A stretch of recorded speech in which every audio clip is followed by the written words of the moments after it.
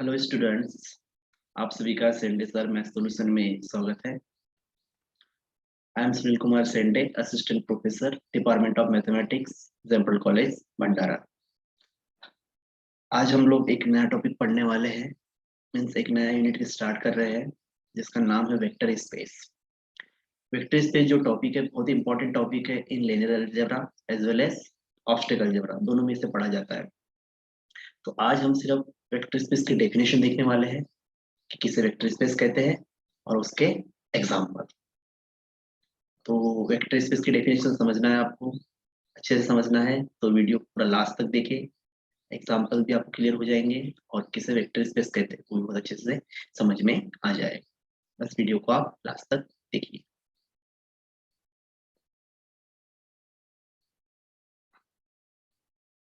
Vector space, vector space को linear space भी कहा जाता है। तो वेक्टर स्पेस में एक्चुअली होता क्या है, तो इसकी जो स्टार्ट है आप लोग ने ग्रुप थ्योरी पढ़ा है। तो हम सबसे पहले ग्रुप थ्योरी पढ़ते हैं, उसके बाद में रिंग पढ़ते हैं, रिंग के बाद हम फील्ड पढ़ते हैं, है ना। और फील्ड के बाद में फिर वेक्टर स्पेस को पढ़ा जाता है। ग्रुप क्या होता है आपको पता है। अंडर द एनी ऑपरेशन इसमें फोर प्रॉपर्टी सेटिस्फाई करना चाहिए नॉन एम्प्टी सेट में with respect to given operation. Ring में फिर और कुछ प्रॉपर्टी ऐड हो जाती है तो फिर रिंग बन जाता है। और उसके बाद में फील्ड, रिंग में और एक दो प्रॉपर्टी ऐड हो जाती है, रिंग फिर कम्यूटेटिव रिंग विद यूनिटी। और फिर फील्ड के लिए every non zero elements has multiplicative inverse, है ना।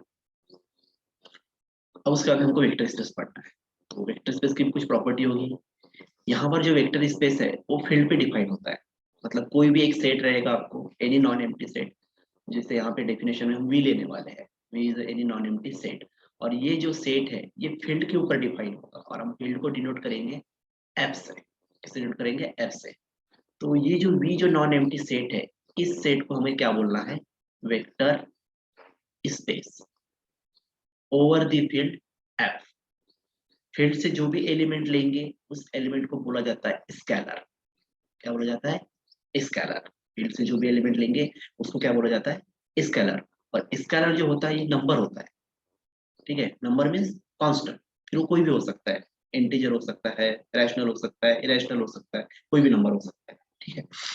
और वी को बोलना है हमको वेक्टर स्पेस। तो ये जो वी जो सेट है ये कुछ प्रॉपर्टीज को सेटिस्फाई करेगा, कुछ प्रॉपर्टीज को सेटिस्फाई करेगा। और वी जो सेट है नॉन एम्प्टी से जिसको वेक्टर स्पेस बोलने वाले हैं, वहां से जो एलिमेंट लेंगे, वहां से जो एलिमेंट लेंगे उसको बोलेंगे हम वेक्टर, क्योंकि उसको हम क्या बोलने वाले हैं? वेक्टर स्पेस, इसलिए वहां के एलिमेंट को क्या बोलते हैं? वेक्टर, ठीक है। तो डेफिनेशन देखते हैं कि वेक्टर स्पेस किसे कहते हैं।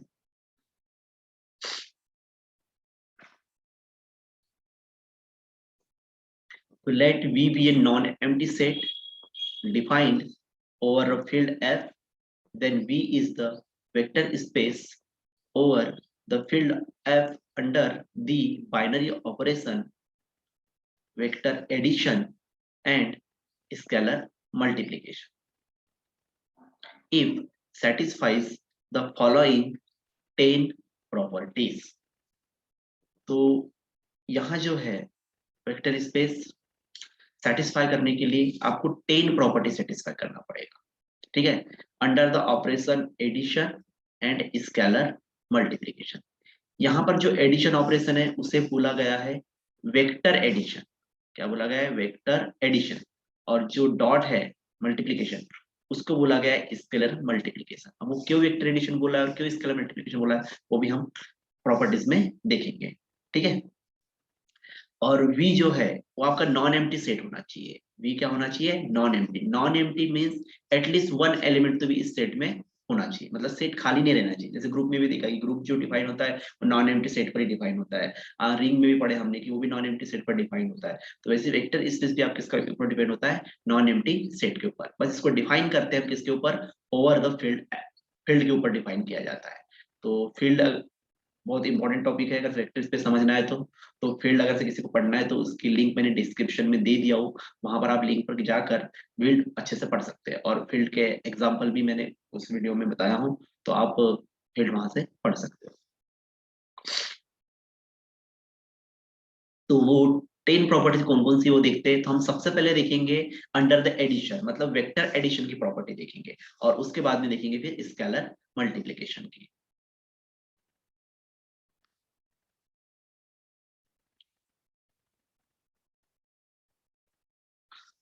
तो अंडर अ वेक्टर एडिशन देखिए कि वी जो सेट है आपका नॉन एम्प्टी सेट, वो अबेलियन ग्रुप होना चाहिए। क्या होना चाहिए? Abelian group. Abelian group means उसने 5 प्रॉपर्टी सेटिस्फाई करना चाहिए: closure, associative, existence of identity, existence of inverse और कम्यूटेटिव लॉ। अगर से 5 प्रॉपर्टी ये सेट सेटिस्फाई करता है V set under the operation addition, तो ये क्या बन जाएगा आपका? Abelian group. क्या बन जाएगा ये? Abelian group. तो आप लोगों ने ग्रुप थ्योरी में पढ़ा हुआ है कि क्लोजर किसे बोलते हैं, एसोसिएटिव किसे बोलते हैं, existence of identity, existence of inverse, commutative law. तो ये 5 प्रॉपर्टी प्रूव करने के लिए, हमको सेटिस्फाई करने के लिए एलिमेंट कंसीडर करना पड़ेगा। तो हम एलिमेंट्स लेते हैं। तो यहाँ पर वी को बोला है ना, और अंडर द ऑपरेशन एडिशन, तो वी से आपको वेक्टर्स लेना है। क्या लेना है? वेक्टर्स मींस एलिमेंट्स, क्योंकि यहाँ से जो एलिमेंट लेते हैं उसे हम वेक्टर कहते हैं। तो हम कंसीडर कर लेते हैं, let u v w belongs to set v, और ये जो एलिमेंट्स है ये 5 प्रॉपर्टीज क्या करना चाहिए? सेटिस्फाई करना चाहिए। उसमें नंबर वन प्रॉपर्टीज है क्लोजर प्रॉपर्टी। तो क्लोजर प्रॉपर्टी क्या होती है कि suppose two element for every u and v belongs to vector space v, तो implies that u plus v कहाँ होना चाहिए? सेट v में। अगर ऐसा होता है, क्लोजर प्रॉपर्टी क्या हो जाएगी? Satisfy. Associative property u plus v plus w equals to u plus v plus w, मतलब left hand side u plus v plus w and right hand side u plus v plus w के both sides क्या होना चाहिए? Equal, और दोनों की value क्या आना चाहिए? सेम, और belongs to vector space v, क्योंकि v को हम वेक्टर स्पेस बोलने वाले हैं। ठीक है, v set. Number third, existence of identity. Existence of identity means for every u belongs to set v, there exists zero belongs to v। एक zero element exist होना चाहिए। अब यहाँ पे जीरो क्या है? तो जीरो इज द वेक्टर, क्योंकि अपन वी से ले रहे हैं, और वी से जो भी एलिमेंट्स लेंगे उसे हम क्या बोलेंगे? वेक्टर। तो zero is the vector belongs to V, और इसने कंडीशन क्या सेटिस्फाई करना चाहिए? तो such that zero plus V equals to zero plus V equals to V belongs to set V. इस कंडीशन को सेटिस्फाई करना चाहिए, मींस जीरो वेक्टर के साथ में हम कोई भी वेक्टर को ऐड करें उस सेट के, तो वापस वही एलिमेंट आना चाहिए, वही वेक्टर आना चाहिए। तो इसे बोलते हैं हम आइडेंटिटी प्रॉपर्टी। और अंडर द एडिशन एक ही आइडेंटिटी होती है, दैट इज अ जीरो, लेकिन यहाँ पर वेक्टर स्पेस में जीरो हम क्या बोलेंगे? Zero vector. Okay. Fourth, for every u belongs to vector space v, अब फोर्थ प्रॉपर्टी आपका एग्जिस्ट ऑफ इनवर्स। तो देयर एग्जिस्ट, अब u is a positive number, तो उसके लिए उसका अंडर द एडिशन इनवर्स क्या होगा? माइनस u होगा। तो minus u belongs to v, तो माइनस u एग्जिस्ट होना चाहिए, नेगेटिव एलिमेंट। ठीक है, minus u is the inverse of u, तो such that u plus minus u equals to minus u plus u equals to क्या आना चाहिए? Identity, that is a zero, zero vector and belongs to set V। And last 5 property, commutative law, है ना? commutative law means u plus v equals to v plus u, ये property hold होना चाहिए। u plus v equals to क्या होना चाहिए? v plus u। ये 5 properties अगर सेटिस्फाई करता है, तो जो v जो सेट है वो सेट क्या बन जाएगा आपका? Abelian group under the addition. अब मैंने थोड़ी देर पहले बताया था कि इसको हम अंडर द एडिशन को वेक्टर एडिशन बोलते हैं। अब वेक्टर एडिशन क्यों बोलते हैं? यहाँ पे देखिए आपको कि ये जो 5 प्रॉपर्टीज मैंने यहाँ पे डिफाइन किया हूँ, लिखा हूँ, यहाँ सभी में आपको वेक्टर ही दिख रहा है, और सब एडिशन में है ना? यू वी डब्ल्यू, और यू वी डब्ल्यू को छोड़ के और कोई दूसरा एलिमेंट यहाँ पर नहीं दिख रहा है, मतलब ओनली वेक्टर्स दिख रहे हैं। वेक्टर का ही क्या हो रहा है? एडिशन हो रहा है। इसीलिए अंडर द एडिशन इसको क्या बोला जाता है? Vector addition. ओनली वेक्टर का ही एडिशन हो रहा है। कोई भी एलिमेंट हमने यहाँ पे फील्ड एफ से नहीं लिया हुआ है, तो फील्ड एफ से जो एलिमेंट लेंगे उसको बोलते हैं हम स्केलर। क्या बोलते हैं? स्केलर। तो अंडर द एडिशन आपकी जो 5 प्रॉपर्टी डिफाइन होगी वो किसके ऊपर डिफाइन होगी? ओनली वेक्टर्स के ऊपर। ठीक है, इसीलिए इसको बोलते हैं वेक्टर एडिशन। तो अंडर द एडिशन वी क्या होना चाहिए आपका? Abelian group. अब जो रिमेनिंग 5 प्रॉपर्टी है वो देखते हैं। तो वो जो रिमेनिंग 5 प्रॉपर्टी है वो होगी आपकी अंडर द स्केलर मल्टीप्लीकेशन। ठीक है, मतलब स्केलर क्या होगा, मल्टीप्लाई होगा किससे, वेक्टर से। तो आगे देखिए,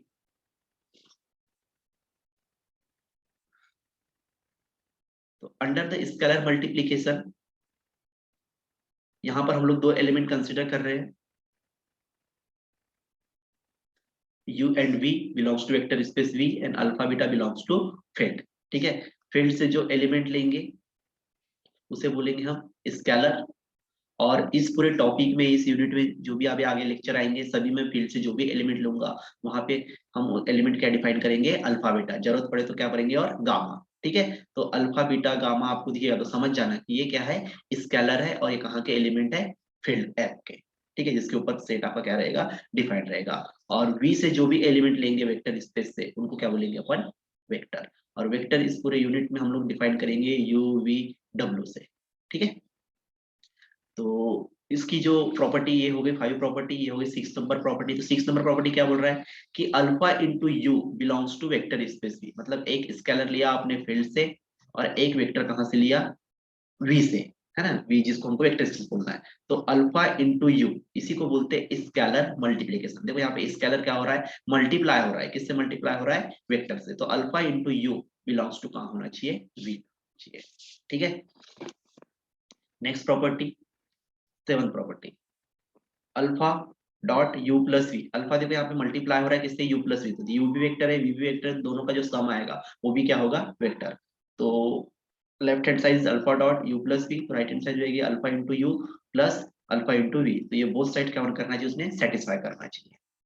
8 number property, alpha plus beta scalar plus scalar, that is scalar, scalar into u, this is scalar multiplication. तो alpha into u plus beta into u, ये दोनों प्रॉपर्टी को बोला जाता है डिस्ट्रीब्यूटिव लॉ या डिस्ट्रीब्यूटिव प्रॉपर्टी। ठीक है, तो डिस्ट्रीब्यूटिव लॉ क्या करना चाहिए, उसने सेटिस्फाई करना चाहिए। 9th नंबर की property, alpha dot beta into u मतलब वेक्टर, और वेक्टर इंटू स्केलर। तो ये होगा आपका alpha dot beta dot u. ठीक है, left hand side equal to right hand side, ये उसने क्या करना चाहिए, सेटिस्फाई करना चाहिए, सेट वी ने।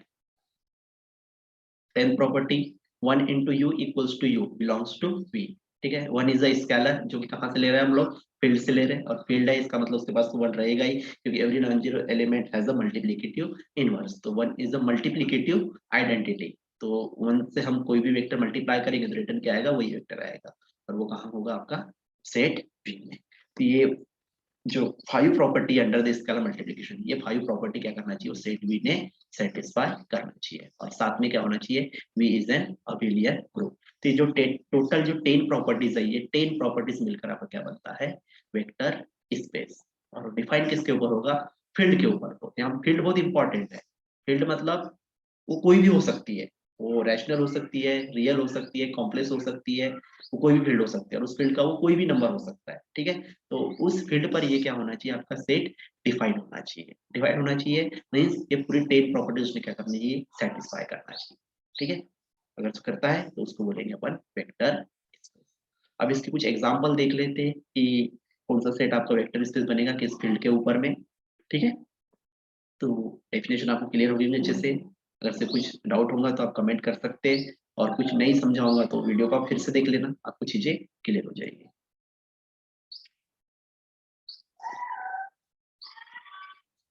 And it is denoted by V of F. और इसको जो वेक्टर स्पेस है इसको हम डिनोट करते हैं वी ऑफ एफ से। वी ऑफ एफ से इसका मतलब जो बाहर में है उसको बोलते हैं हम लोग वेक्टर स्पेस। ठीक है, और इसको वेक्टर फील्ड भी बोला जाता है, क्योंकि यहाँ से हम लोग वेक्टर लेते हैं और ये भी फील्ड ही होती है। अब वो आपको बाद में एग्जांपल में पता चलेगा कि वी जो रहता है वो भी क्या होती है, फील्ड ही होती है। तो ये इसको बोलते हैं हम लोग वेक्टर स्पेस, क्योंकि यहाँ से वेक्टर लेते हैं, और वेक्टर फील्ड। और जिसके ऊपर डिफाइंड रहती है इसको बोला जाता है स्केलर फील्ड। इसको क्या बोला जाता है, स्केलर फील्ड, क्योंकि यहाँ से हम लोग वेक्टर कंसिडर करते हैं कांस्टेंट।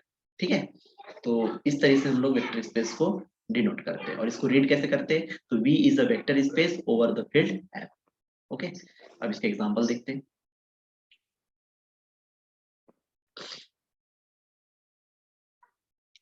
एग्जांपल्स, तो एग्जांपल देखिए, यहाँ पे मैंने कुछ वेक्टर स्पेस डिफाइन किया हुआ। अब यहाँ से हम लोग को चेक करना है कि कौन सा वेक्टर स्पेस है और कौन सा नहीं है। तो सबसे पहला जो एग्जांपल लिया हूं मैंने, एग्जांपल नंबर 1, वो है R over the R। R is a set, that is a set of real number, सभी को पता है R is a set of real number.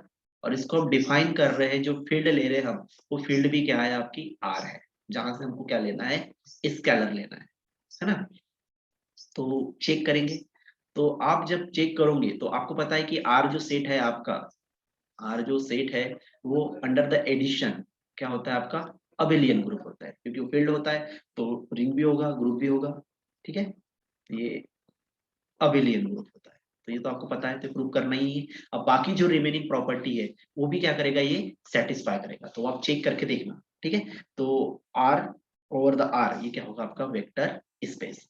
Second जो सेट है आपका सी मतलब complex number, set of complex number over the R, ये भी सेट आपका क्या होगा, फील्ड वेक्टर स्पेस होगा। ये आप चेक करिएगा, क्योंकि सी आपका अबेलियन ग्रुप होता है अंडर द एडिशन, और ओवर द जो फील्ड हमने लिए है scalar field, that is R, है ना। तो उसके ऊपर ये जो सेट सी, जो सेट है सेट ऑफ कॉम्प्लेक्स नंबर, ये क्या बनेगा आपका, वेक्टर स्पेस, मतलब वेक्टर स्पेस फॉर्म करेगा। Third set Z, Z means set of integer, set of integer. तो सेट ऑफ इंटीजर हम डिफाइन कर रहे हैं ओवर द फील्ड आर, ठीक है। और जेड को आप क्या बोलना है, वेक्टर स्पेस। तो अंडर द एडिशन आपका अबिलियन ग्रुप होता है, ये सेट ऑफ इंटीजर, है ना। सेट ऑफ इंटीजर क्या होता है, under the addition abelian group. अब बाकी की जो प्रॉपर्टी वो हम चेक करते हैं, तो ये एग्जांपल होता है कि नहीं होता है, इसको मैं चेक करके देखता हूँ।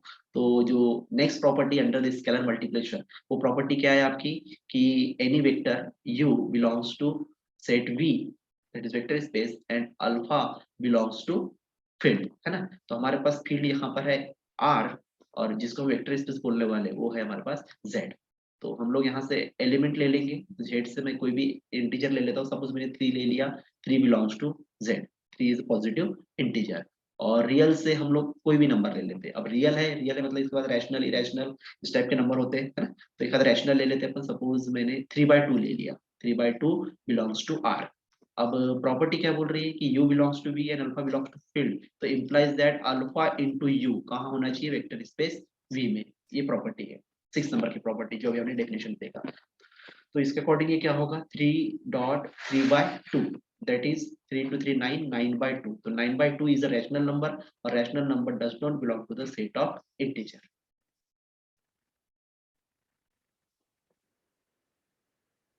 तो 9/2 is a rational number, does not belong to the set of integer. तो ये जो प्रॉपर्टी आपकी क्या हो गई, फेल हो गई। तो आपका ये जो सेट है ये वेक्टर स्पेस नहीं होगा, ठीक है। तो यहाँ पे समझ में आ रहा होगा कि आपकी जो स्केलर फील्ड है वो बहुत इंपॉर्टेंट है, जिसके ऊपर अपन सेट को वेक्टर स्पेस बना रहे हैं। तो नेक्स्ट है, मैं क्लियर कर देता हूँ मैं। तो ये जो सेट है आपका हुआ था, ये नहीं हुआ था।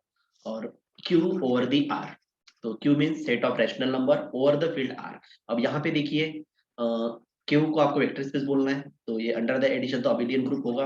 अंडर द एडिशन या अबेलियन ग्रुप होते ही है, हाँ। सेट ऑफ इंटीजर के बाद के कोई भी सेट है, नेचुरल को छोड़ दो और होल नंबर को छोड़ दो, तो बाकी सभी सेट अंडर द एडिशन क्या होता है, मतलब उससे जो बड़े जो सेट है सुपर सेट, वो सभी क्या होते हैं, अबेलियन ग्रुप होते हैं। तो set of rational number over the field R, तो आपको आर से एलिमेंट लेना है स्केलर। तो आर से स्केलर ले लेता हूँ, सपोज मैं इरेशनल नंबर ले लेती हूँ, इरेशनल सेट जो होता है वो आर का क्या होता है, सबसेट। तो सपोज मैंने पाई ले लिया, और रैशनल में कोई भी ले लो आप, 3/2 ले लेते हैं, 3/2 है ना। तो 3/2 इंटू पाई, दैट इज 3π/2, है ना, does not belongs to set of rational number. तो ये जो सेट है ये भी आपका क्या होगा, कि जो 6 नंबर की जो property scalar multiplication alpha into u, ये क्या कर रहा है, सेटिस्फाई नहीं कर रहा है, तो ये भी सेट आपका नहीं होगा, ठीक है। तो इस प्रकार आप बाकी सब चेक कर सकते हैं। सी ओवर द सी ये होगा आपका, आर ओवर द सी ये नहीं होगा, ये होगा, आर ओवर द क्यू ये भी होगा। और Z P is a set of integer modulo P.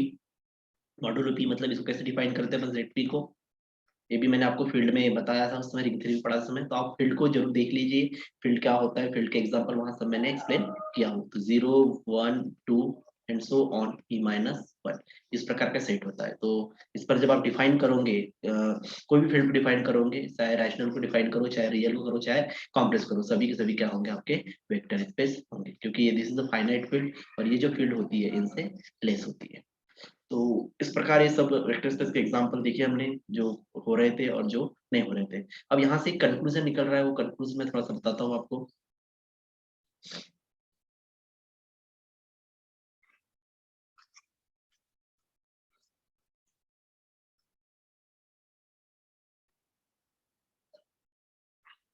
Conclusion क्या है वो देख लीजिए आप, कि जो रैशनल नंबर है ये आपकी स्मॉलेस्ट इनफाइनाइट फील्ड होती है। ठीक है, स्मॉलेस्ट इनफाइनाइट फील्ड। इससे जो बड़ी फील्ड होती है वो होती है सेट ऑफ रियल नंबर, और इससे बड़ी जो फील्ड होती है सेट ऑफ कॉम्प्लेक्स नंबर। ठीक है, तो स्मॉलेस्ट इनफाइनाइट फील्ड होती है आपके सेट ऑफ रैशनल नंबर, उससे बड़ी रियल, उससे बड़ी कॉम्प्लेक्स। और एक फाइनाइट फील्ड होती है ZP, जिसको बोलते हैं set of integer modulo P, अभी मैंने जो डिफाइन किया था। तो जब आपका वेक्टर स्पेस, अब यहाँ पे देखिए R ओवर दी R, है ना, मतलब सेट भी R है और जिस पर डिफाइन वो फील्ड भी क्या है, R है। तो उस केस में आपका ये वेक्टर स्पेस बन रहा है। ठीक है, मतलब दोनों अगर से सेम है तो। फिर complex number over the R, complex number over the R, तो कॉम्प्लेक्स जो सेट है वो R से बड़ा हुआ है, मतलब आउटर जो फील्ड है, इसको आउटर फील्ड बोल सकते हैं, इसको अपन इनर फील्ड। तो आउटर फील्ड क्या है आपकी, ग्रेटर है किससे, इनर फील्ड से। तो उस केस में भी आपका क्या हो रहा है, वेक्टर स्पेस बन रहा है। फिर सेट ऑफ इंटीजर डिफाइन है किसके ऊपर, आर के ऊपर, तो जेड तो फील्ड ही नहीं है। ठीक है, और उस पर वो किसके ऊपर डिपेंड है, रियल फील्ड के ऊपर, मतलब उससे बड़ा सेट हो गया ये। तो इस केस में आपका ये वेक्टर स्पेस नहीं बन रहा है। फिर क्यू ओवर द आर, यहाँ पे भी देखिए क्यू से ग्रेटर है आपका आर, है ना, आउटर इनर फील्ड क्या हो रही है आपकी, ग्रेटर हो रही है, और आउटर फील्ड क्या हो रही है, स्मॉल। इस केस में भी आपका ये वेक्टर स्पेस नहीं फॉर्म हो रहा है। तो यहाँ से ये समझ में आ रहा है कि फील्ड इनर और आउटर दोनों अगर से सेम हो, दोनों अगर से सेम हो तो उस केस में वेक्टर स्पेस बन रहा है। ग्रेटर, अगर से आउटर फील्ड ग्रेटर है इनर से, तो उस केस में भी वेक्टर स्पेस फॉर्म हो रहा है। लेकिन अगर से इनर फील्ड आपकी ग्रेटर होती है आउटर फील्ड से, जिसको हम वेक्टर स्पेस बोल रहे हैं, तो उस केस में वेक्टर स्पेस नहीं हो रहा है। ठीक है, तो आप डायरेक्ट फील्ड को भी देके आप क्या कर सकते हो, बता सकते हैं कि वेक्टर स्पेस कौन सा बनेगा और कौन सा नहीं। तो ये कॉम्पिटेटिव एग्जाम में बहुत काम आता है, तो सॉल्व करने की जरूरत नहीं पड़ती, डायरेक्ट अपन देख के ही समझ सकते हैं। ठीक है, तो इस पर भी क्वेश्चन पूछता है, जैम वगैरह में क्वेश्चन पूछता है, नेट पे भी क्वेश्चन आते हैं। तो आपको ये क्लियर हो गया होगा कि कौन सा सेट वेक्टर स्पेस फॉर्म करेगा किस फील्ड के ऊपर।